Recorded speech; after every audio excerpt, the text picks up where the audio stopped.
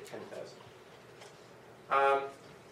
So we can interpret 1 over h as the approximate number of firms, right? So imagine that there were 2 firms and they both had 1/2 of the production, right? Then this would be exactly 1/2, right? If there were 3 firms and they each had 1/3 of the production, this would be 1/3. Now, if there's different firms with different amounts, we can sort of do 1 over this as the approximate number of firms, and roughly when there are less than 3 to 5 firms, based on the analysis of Bresnahan and Race, we should be worried that there's going to be a substantial reduction of competition. Right? Stigler also related this concentration index to the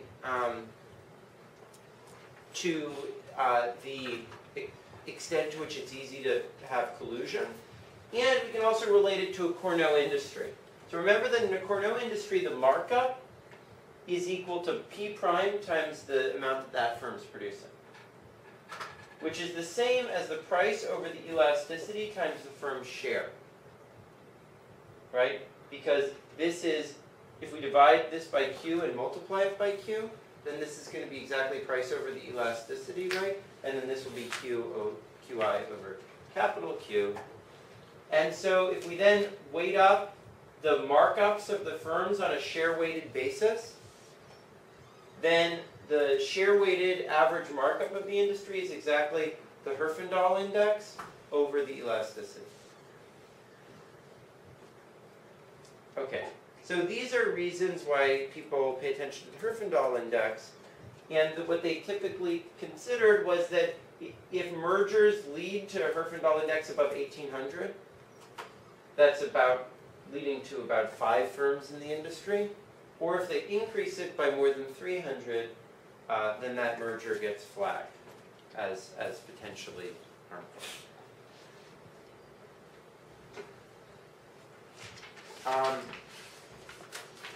Okay, so this was the classic way that mergers were analyzed from about the early 1980s until about 2 or 3 years ago. Unfortunately, this approach, while it's got sort of an interesting basis in economics, has proved pretty cumbersome. And the reason is that market were outside of the industry. So a famous problem with this was that Whole Foods tried to merge with Wild Oats. And there was this debate about whether the market was premium organic grocery stores or all grocery stores. And the answer was that, well, none of those things are exactly the same. In fact, Whole Foods and Wild Oats aren't identical either. Whole Foods is quite a bit more luxury than Wild Oats are. They're not selling a homogeneous product. And they're certainly not homogeneous with all, supermarkets. And it was sort of a silly exercise saying whether, are they exactly the same as other supermarkets, or are they completely unrelated to other supermarkets, right? And furthermore, it's not completely clear that concentration is really what matters. I mean, we had some little justifications for it, but it's not totally clear. In fact, in a Cournot industry, the most beneficial mergers are the ones that increase the concentration by the most, because they involve a really efficient company taking over a really inefficient company, and that causes that company's share to rise dramatically, right? So the merger guidelines, which you guys were supposed to read, issued by the agencies, which serve as the basis for them determining whether a merger should be permitted and giving the companies a sense for whether their merger is likely to be allowed, has sort of moved away from this. These guidelines represent official policy. They're issued roughly every 10 years, starting in 1980, and the latest was in 2010. So I was involved with the one in the US, but also the ones in the UK and the EU.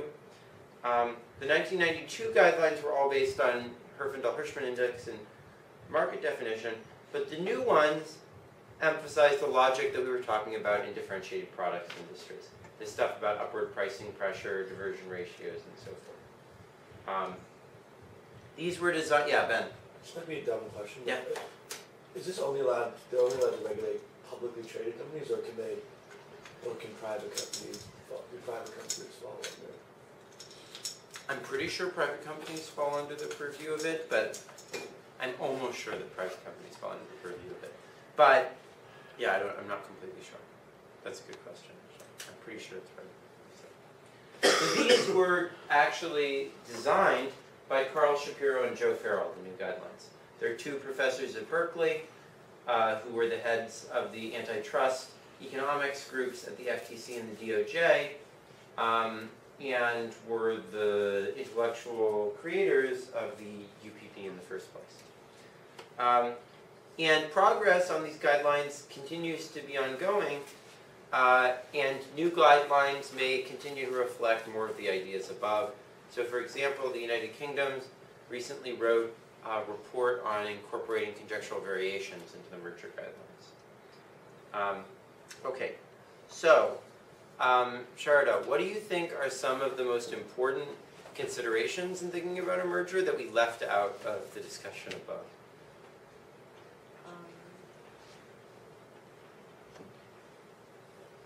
So in today's discussion, I think we had a little bit on monopolies earlier.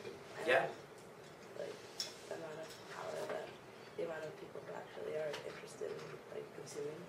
Yeah, so the consumer, we didn't talk about the issue of like the buyers might have some power and this might help address it. That's an important consideration. Another one that someone mentioned was, efficiencies of the merger, right? We're not including, sorry, I talked about that. But so one important thing is we only talked about the cost side, right? Today we didn't talk about the efficiencies in a formal way. And these are the main offsetting forces. These could either be direct fixed cost efficiencies that just benefit the firm, or they could be marginal cost efficiencies, which would actually be passed through to consumers as lower prices. Both of those can be taken into account. Another one that Stieg mentioned is entry, right? So the analysis we did was just based on the firms that are already in the industry, but potential entry by other firms can discipline people's ability to charge higher prices when they merge, right? There are also non-price effects, so they might change the quality of their product. They might change the range of their products. Mergers could affect things like what we talked about in the product design lecture, like the Spence effects and things like that. And mergers may either make some of these worse, like maybe the Spence effect it would typically make worse, but it can also make other ones better. So for those who got to it on the last problem set, there's this sort of Rothschild-Stiglitz cream skimming effect, where different firms, say for adverse selection, when I raise my quantity, I might take away from you some of your least healthy patients that might be good for you. So a merger might actually make that better because I take into account the effect that I have on you. There can also be effects on innovation. So it may change firms' investment in research and development. And what Sharada said, which is that if there's a buyer who's extremely powerful, has a lot of monopsony power, then the firms merging might not necessarily be so bad because it helps them counter the power of the buyer. Yeah, Ben. Would this, for like, let's say the AT&T T-Mobile merger, I know like my AT&T plan lets me call everyone else from AT&T for free. So is that a non-price effect that like now I get more, I have more people? Yeah, that's a great point. So Like that would be like a network yeah. type of a benefit. And in fact, so I have this paper that is about how do you like analyze that type of stuff, and it might be used for some of these analysis of the AT&T T-Mobile merger. Okay, so as usual, some of the most interesting. Oh yeah, Fed. I was going to say something about the last slide. Yeah, yeah. What about tax revenue effects? So if you take over a company that's failing, you have to pay like the company that took over. You get their losses. Exactly. So you have to pay less taxes. Yeah, so that's actually a really interesting point. There's a huge debate over how that should be treated. Because on the one hand, it sort of is an efficiency, right? It's not like an anti-competitive effect, but on the other hand, it's money being taken from the government.